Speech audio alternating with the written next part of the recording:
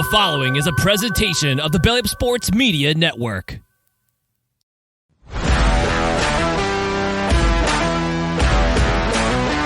Let's move on to the main event, fellas.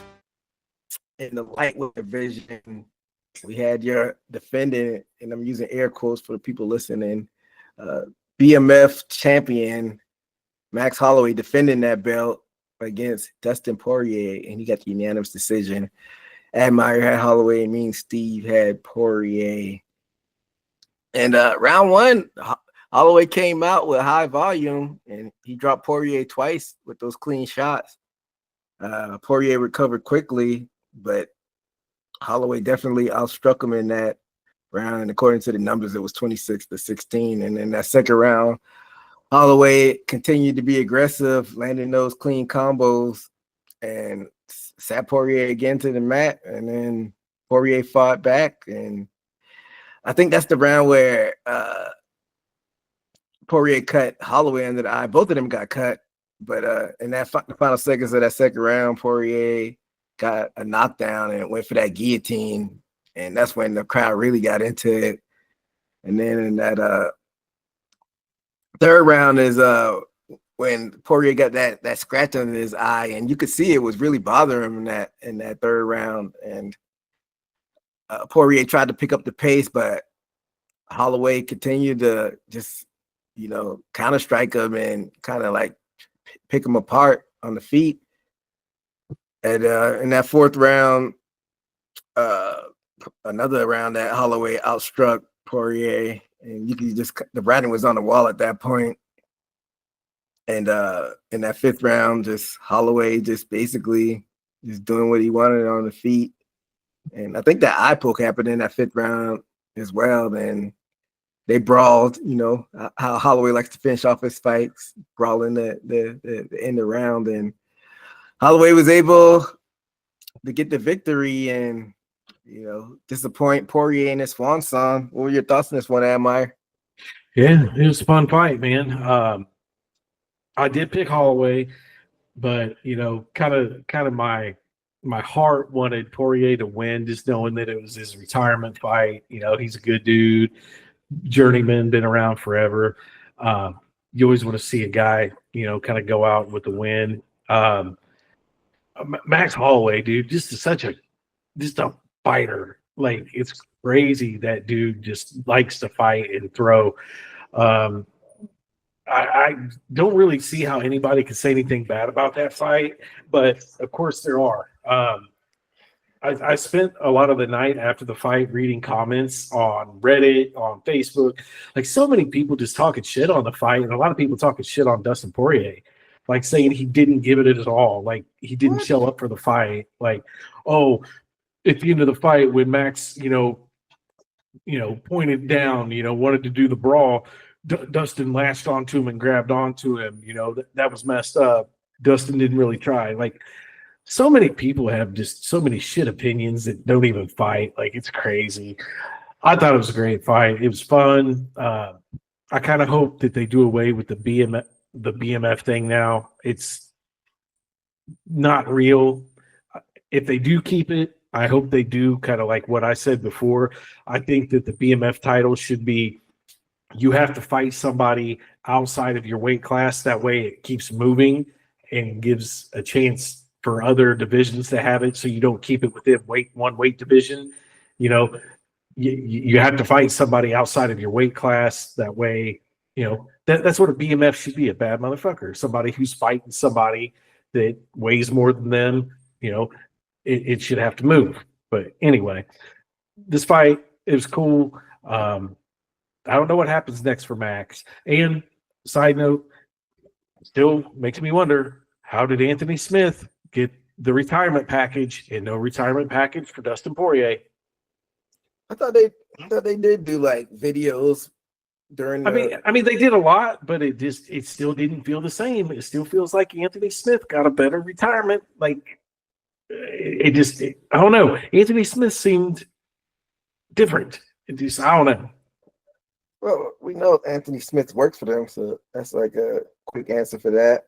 But I'm gonna come back to that as far as the whole spectacle behind this. But what are your thoughts on this one, Steve? Before I enter the fight, you know, they say read the fine lining of what you're buying, or you might. What I'll say about this, I'm never going to believe the UFC, and I'm going to look into the fine print. I thought Lil Wayne was going to be coming out rapping, walking him out, and they sure tricked me. He literally walked him out. You know what I'm saying? I didn't expect that. Thought there was going to be a performance for him. But I was like, well, damn. And then, not making, like I said, and then Lil Wayne I thought that was weird. I'm like, why'd you even have to be there just walking? I mean, I understand the prestigeness of the artist, but I felt like that was, I wonder how much he got paid just to walk. But besides that, Max Holloway, I can't, he wasn't always a fighter that I like. I built on liking him, but he didn't win me over until last Saturday. I doubted him with Gaethje because of the first Poirier fight. He got pretty beat up. He won me back when I didn't even expect him because Gaethje is a hard hitter, and surprised that he got through that. And then this fight, and I don't know if you guys noticed, but like not only his skill and his mentality growth as far as knowledge of the game, but Holloway came in there with a little bit more muscle, a little bigger than his last fight. And I think that's what was the difference, because the last fight he couldn't sting him or so to speak, hurt him enough to get him off him. And it seemed like I don't know if Poirier was withered through his battles in the past, but Max Holloway definitely won over with me, getting those knockdowns, getting respect throughout the fight, which I think he couldn't do in his last fight. So definitely won me over. And as far as Poirier, I mean, that comment I'm saying he's not trying, I mean, shit. He's at the end of his career. You think he wouldn't be trying his last fight? I mean, I think that's crazy for somebody to say that. But I think that's just giving a hidden compliment to Max Holloway. I think Max Holloway did that good, and we saw the growth in between the last fight to see where Max Holloway is, which this goes into I won't even judge Holloway off his last knockout. He got knocked out. I mean, I guess this shows how good Ilie Topuria is. But hats off to Holloway. I think he got the job done and proved a lot of people wrong, including myself. Okay, so I agree with those points you just made, Steve. But going back to what Admire said, you said there was a lot of chatter about him not giving his all. Was this mostly on Reddit, or what social media platform was this? Both Reddit and Facebook. So there's a lot of commenters. I mean, it's a lot of guys that don't fight, just spectators. We know the type of people that use Facebook, so I'm not surprised about that. And Reddit is a free for all, but I don't know what they were seeing. Maybe they were just big Poirier fans and they were just disappointed and lashed out in that type of way. But I thought it was a fun fight. And before we get into the Poirier side of things, let's talk about Max Holloway. Max Holloway, I guess he's permanent at lightweight, but after this performance, we see he might still be in the thick of things as far as contention for a title. But like Steve said, Topuria just starched him, and that's the lightweight champion. Do you think he should reassess things and go back to featherweight and maybe try to get a fourth fight with Volkanovski? Because me personally, I think that might be a better route than trying to bark up that Topuria tree. What are your thoughts, Admire? It's hard to make a case for a fourth fight, but that's his best route to a belt. I think that's his best chance. That's his best chance of winning, but it's, I think, the least likely chance of getting the fight. I think that he should hope that somebody knocks Topuria off and maybe opens up a window to let him in, maybe a title fight somewhere at lightweight, but it's going to be hard finding somebody to knock Poirier off. I mean, I think Max probably is kind of at a crossroads in his career where he needs to find out, like, kind of just figure out what he wants to do. Does he want to be a champion? Does he want to put on good fights and make money? Because there's a lot of good fights and fun fights out there for him to make money. Like this BMF thing, he could play on it and make good money. It's not a real belt like we always talk about, but like there's plenty of people out there that he could just bang with and have fun. And there's plenty of people out there that people are going to pay to watch him fight, and this is going to sell pay-per-views, whether it makes sense or not. Like, you know, Max Holloway and, you know, Patty Pimblett, you know, it doesn't make sense, but it'd be fun. Max Holloway and Conor McGregor at the White House. Everybody would line up to watch that. Would they not? You know? So if Holloway doesn't see himself getting like a clear path or a way to a championship belt, follow the money and go have fun fights and just stack paper while you can. But, you know, we just talked about Kevin Holland having a lot of fights, taking a lot of damage. Max Holloway's taking a lot of shots too. I mean, he's been in a lot of wars himself. So if he's going to continue on as well, he should probably try to make the money as well. Yeah, but you know, the fighters get into to win a title, like you said, it sounds fun on paper for just to do fun fights, but at the end of the day, they want to get that belt. So he is a fighter that, you know, could put on fun fights, but if he's still ranked in the top 5, he's gonna want to, you know, get some gold. I don't know. Well, what do you think the best path for a title shot is, Steve? Yeah, I think he's in a good position to play around his ranking area, take fights, maybe entertain some, not to rank up, or, you know, like I say, he can be in the halfway house of, I mean, he can be offered something that might divert him away from a championship, and it could have been a money fight.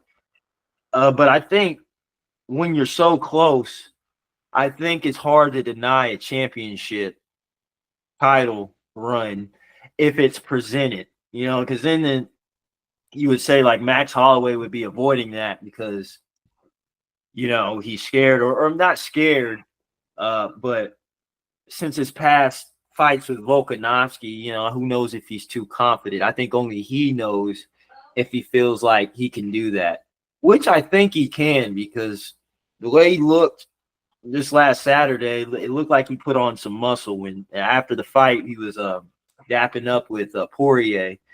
He looked a pretty good size next to him versus his past, where, you know, I literally saw Max Holloway's arms look significantly skinnier than Poirier's arms, and that's how I saw where that power was coming from Poirier.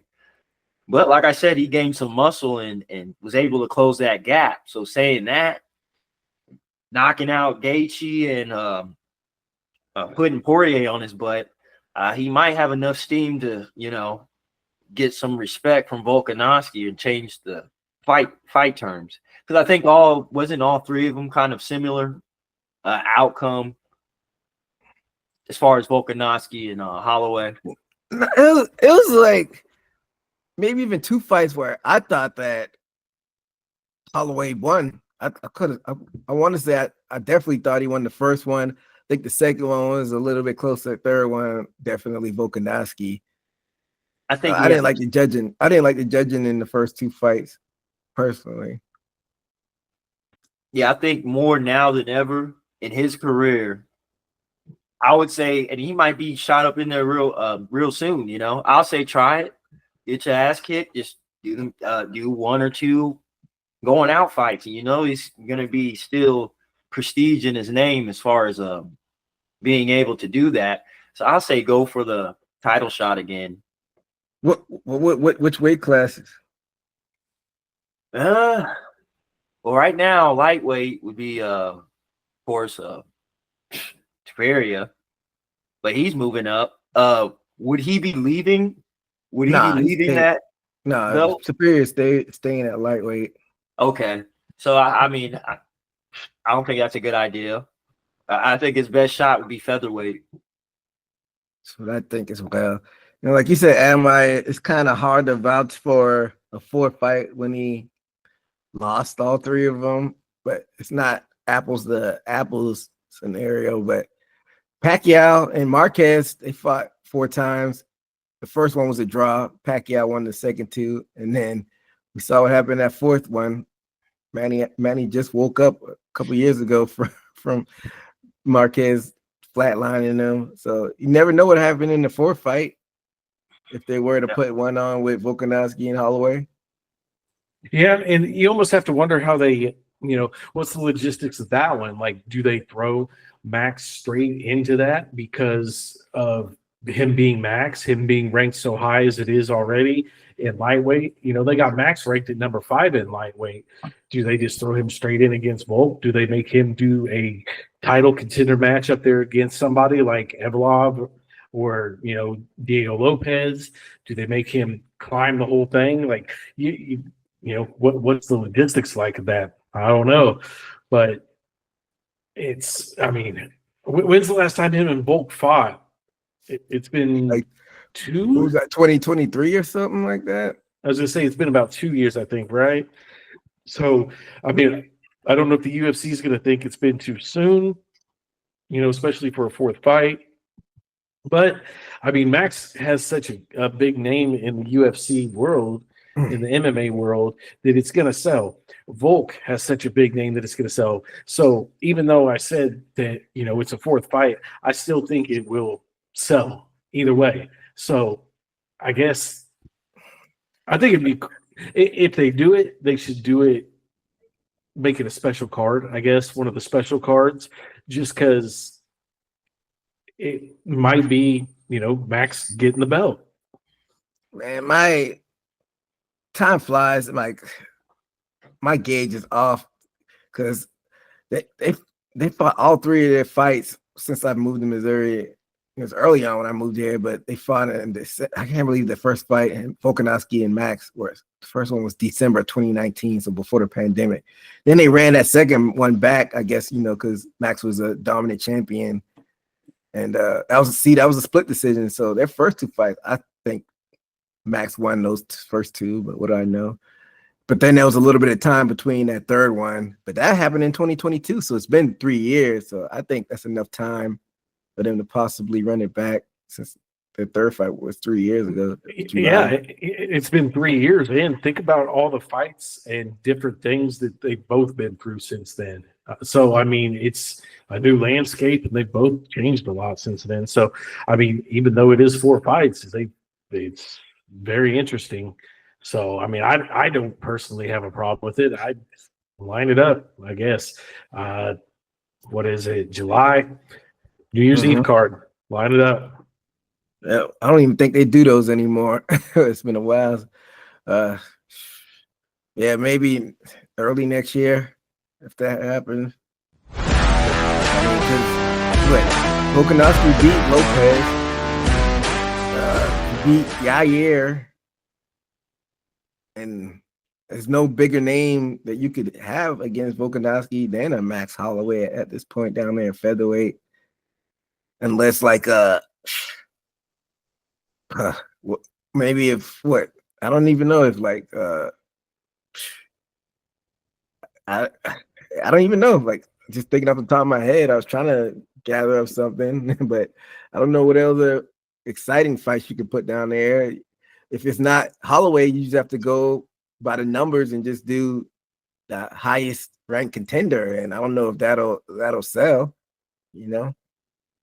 Yeah, I really don't think there's anybody at featherweight that actually brings an exciting fight, except for Holloway. Brings an exciting fight to Volkanovski. Unless, and I don't like this unless you try to maybe get Marab to come up and do a quote-unquote super fight. That's exactly what I was thinking. Unless Marab comes up or Poirier decides to go back down, there's really nothing outside of Max that I really would want to see, unless you get somebody like O'Malley to go up. I wouldn't like that, just because Malik can't even beat the champion in his weight class. But that would sell tickets. We talked about just making a splash as far as I don't think know. that is a rare case because he's the only one that stayed on top of his weight class in featherweight and wiped out all the top 5 for them to even come back to even be considered to fight with him. So that made it put him in a hard place, or it made it put him in a great place. But like y'all said, there's definitely very few options in his weight class, actually. I think because he's just been there so long. I mean, damn, we're talking about since the Conor days, and he's still there. When they Conor and him first fight, shit. When was that? 2000. That was like 2013 or something like that. 2013. So it's like, I don't know. He has to wait, either fight that top fight again or wait for opportunity. Like y'all said, Marab to come up. There's nothing other interesting here. I thought of Yair, but they fought. Shit. So I don't know. Yeah. Volkanovski fought Yair, and So did Holloway. They did fight, didn't they? Mm-hmm. How long ago was that? That was 4 years ago almost, and Max beat him. Yeah, I mean, he has options, especially having a pedigree in both divisions. Now he's a little bit more established in lightweight. Got 2 big wins in that, but sticking on the lightweight division. Amar, you touched on it a bit earlier as far as like fanfare, and of course Smith got a little bit more because they actually showed the package like when he was in the cage in his post fight. But throughout the card, they were showing videos of Dustin Poirier throughout the fight. And thinking back on it, is it just me? Just me just being thinking back of the glory years of USC, but does Poirier really have that name or lore behind him as like fighters of yesteryear, like an Iceman or GSP or Silva or Jones, where it seems like he got a lot of fanfare this weekend, and he's been an interim champion. I don't know. Maybe I don't look as highly. Like, he's definitely a fun fighter, and like you said, he's a good guy. It seems like he's a good guy outside of the cage. Hopefully nothing comes out of him along the line, but from what we see, he's a good guy outside the cage. I don't know, man. Maybe I'm just being a hater. I don't know. I feel like he got a lot of fanfare. I don't know if it was completely warranted. I'm sure they're gonna put him in the Hall of Fame because it seems like there's no rhyme or reason on who they put in there. But I don't know. Interim championship. I just feel like he had a lot of fanfare, and like I said, he had a action-packed fighter. Don't get me wrong. I don't want to take anything away from him, but I don't know how you feel about this. I think it's because he's a good guy. He never was really a big shit talker. He was a good guy. But also, I think one of the reasons that he gets a lot of the spotlight is because he's the first person that really knocked the shit out of Conor McGregor. Khabib submitted Conor, but Dustin beat the shit out of him, the knockout or TKO, whatever you want to call it. But and because that was something that nobody's really done. You know what I mean? And Dustin's record, yeah, he's got 10 losses, but it doesn't seem like it. And he's lost to some really good guys, like the best of the best. So if you look at Dustin's losses, his early wins, Danny Castillo, Korean Zombie, Cub Swanson, and then this was Cub Swanson 12 years ago when Cub Swanson was really, really good. Conor McGregor, the early Conor McGregor, Michael Johnson, who we talked about earlier, Khabib, Charles Oliveira, Justin Gaethje, Islam, Max Holloway. That's his losses. Those are all people that have basically held belts. I mean, I believe, or have been title contenders at least. But it's not like he's lost the scrubs. Sorry to interrupt, but on the flip side, what are his biggest wins? I don't have it in front of me. So his biggest wins? I mean, he's beat Conor McGregor twice, Michael Chandler, who's been champion in other places, Eddie Alvarez, Justin Gaethje, Anthony Pettis. I mean, all those are former champions, right? Retroactively, a lot of those wins have not aged the best. Fair. So it's fair. like I said, like he's just like I don't want to take away from him. He's just like one of those guys that are like just on the precipice of like superstardom, but I don't feel like he was quite there as far as like getting into like the casuals conversation, you know? Yeah, I mean, I guess you're right when you put it like that, because I mean, he did beat all former champions, but he beat all former champions when they were on kind of the downhill. But except Max Holloway, I mean, he beat Max Holloway. Yeah, that was a good win, but that was back when Max didn't the lightweight. He like that was a last minute where Max was the featherweight champion, and like it was like a last minute replacement, and he didn't get to put the proper weight on, you know.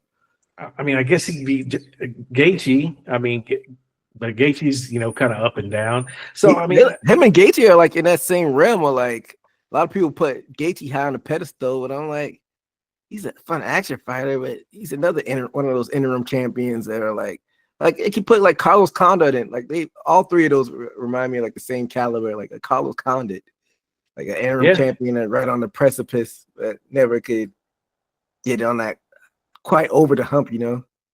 I guess you're right. I mean, when you start looking at it like that, but I mean, I'm on his Wikipedia page now, championships and accomplishments. I mean, he's got a really long line of like accolades to him when it comes to records. He's got a lot of, fight of the nights. He's got a lot of streaks. He's got a lot of, fight of the year nominations. He's got a lot of just rankings. Like he's got a lot of stuff, when it comes to those things, if that matters as far as, where you rank as far as greatness. For example, 2012 fight of the year, versus the Korean Zombie. 2019, July 2020 fighting spirit of the year for charity. 2012 fight of the year against the Korean Zombie. 2018 fight of the year against Justin Gaethje. So, I mean, he's got all these little things. I don't know if that, adds up for a good career. Fight of the month against Michael Chandler. Fight of the month against McGregor. Fight of the month against Dan Hooker. So he's won all these awards from like MMA Junkie, UFC.com, UFC Honors Awards. He's got the 5th most knockdowns landed in UFC history. He's tied with John Jones for 6th most wins in UFC history. He's got so many little things like that. So he's tied for, it's almost like we just talked about. He's almost on the cusp of greatness. He's beat guys that were once great. So he's tied with guys like John Jones for, 5th most wins or, so he's like just outside of having the most this and that. So I get it. I get what you're saying. So, I mean, he's not ever going to go down in the record books as the greatest anything, but a lot of people are saying he's, first ballot Hall of Famer for the UFC. But I think that his biggest accomplishment is he's the first guy to actually just beat the shit out of McGregor. I think that's the biggest accomplishment. And at the time, like you said, it was a big deal, but those 2 wins have not aged the best because Conor McGregor kind of went off the rail. It'd have been different if like he got those 2 wins and then Conor McGregor came back on a tear and got the belt back. I'm like, oh shit, those wins look great. But I don't know. I think it was Conor past his prime at that time when he beat him. Yeah, and I mean, even before Dustin Poirier, Nate Diaz kind of pieced him up and was kind of beating the shit out of him on the feet and then submitted him. But, Dustin Poirier actually finished it with the TKO. So, but Dustin gets it for the TKO, but I think that's his big accomplishment. I think that's what he gets. Conor McGregor win. I mean, I'm sure his bank account is grateful for those 2 wins, but I don't know, man. What are your thoughts, Steve? Well, I think a lot where Poirier got him. I think, of course, it's fighting, but I think he was a good businessman. And as far as his way out, getting that retirement package thing, I think that maybe that has to do, and I have to do research on this. Maybe if you finish your contract all the way, you get that type of treatment. Because the first person that comes in my mind that didn't get that I felt deserved it was Stipe. And I don't know if he figured. What about like Silva, GSP? I don't remember any of those guys getting anything like that. Yeah, and I don't know, and I can't remember if this retirement thing is a new thing. I can't remember too many people getting it since.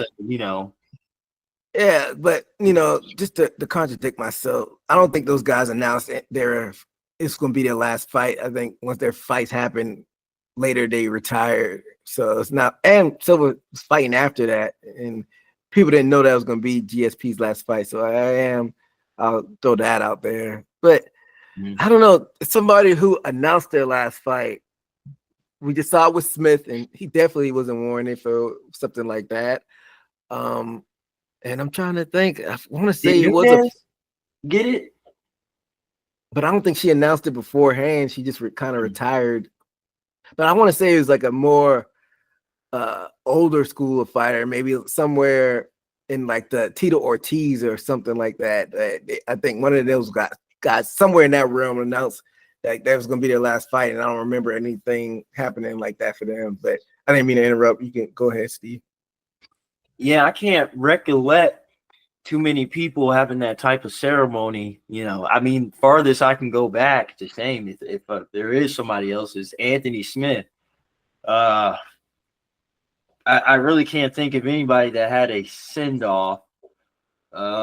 Maybe they did something, drop the gloves in the octagon. Maybe I've seen that a few times, but I think that was initiated by the fighter, not so much about by the company. I just can't remember. I don't know if y'all can recall off the top of your head. I want to say there was a few fighters that, all right, this is their last UFC fight. I don't remember them getting anything, and then they ended up popping up like in Bellator because they feel like the UFC forced them to retire. I can't even remember who any of the fighters off the top of my head, but it's been something in that type of realm where they announced it was going to be their last fight, but they still ended up retiring and popping up in a different company somewhere in like the realm of like maybe like I said, like a Tito Ortiz and maybe even Chael, somebody of that caliber or nature. But I don't know, man. Maybe it's a new thing. Maybe this is something that's the UFC decided to do. Maybe they felt like they weren't giving their legends of the past enough, fanfare or credit or love. Maybe this is a new thing going forward, but I just find it funny that fighters like this are happening. Like, you think it'd be like reserved as far as like the newer age of like, up there champions to be reserved for like Usman. He's like one of the only active fighters I can think of like went on a crazy streak, or like a Valentina. Or I guess a Nunes once she retires, someone like those, like off of the top of my head, those are. But outside of that, of course, John Jones, something needs because he unretired. I don't know. It's only like a handful of fighters right now because I feel like there's a lot of turnover as far as these new age champions. Like not a lot of these champions are holding on to their belts. Like people thought Pereira would have been the next one, and he just lost his title. So I don't know. What are your thoughts to close this, Admire? Yeah, I was trying to look through and see who else had a good retirement. A lot of people are saying like Robbie Lawler had a good retirement. He went out on a good one. I'm trying to think though. I think they'll probably set John Jones up for probably the best retirement ever. And Amanda Nunes, she'll probably get a proper retirement this time. She'll probably plan it a little bit better. If she sticks around, if she has more than one fight, I hope she sticks around this time. It's not just a one fight return. So we'll just have to see. I'm trying to think though. You mentioned retirements and then people popping up in Bellator. I think there's been a couple. I think it was like Tito Ortiz was one of the big ones that did that. Yeah, and I think I remember his last fight in the UFC, like how they kind of like they didn't give him any type of video packages or anything like that. And then like we both said, then he popped up in Bellator like a year or so later. So I don't know, maybe like I said, this is a newer thing that they're doing, and we'll see how it plays out. But now they they set the bar. We got to see this happen in the future. If they don't do it for fighters who saying this is going to be their last time, and we're going to chalk it off to some bias, I'm guessing. So, yeah, but like I said, not to take anything away from Poirier. Very, very good career. Like Admire said, how many records did he set? It was some records that he set right along the way.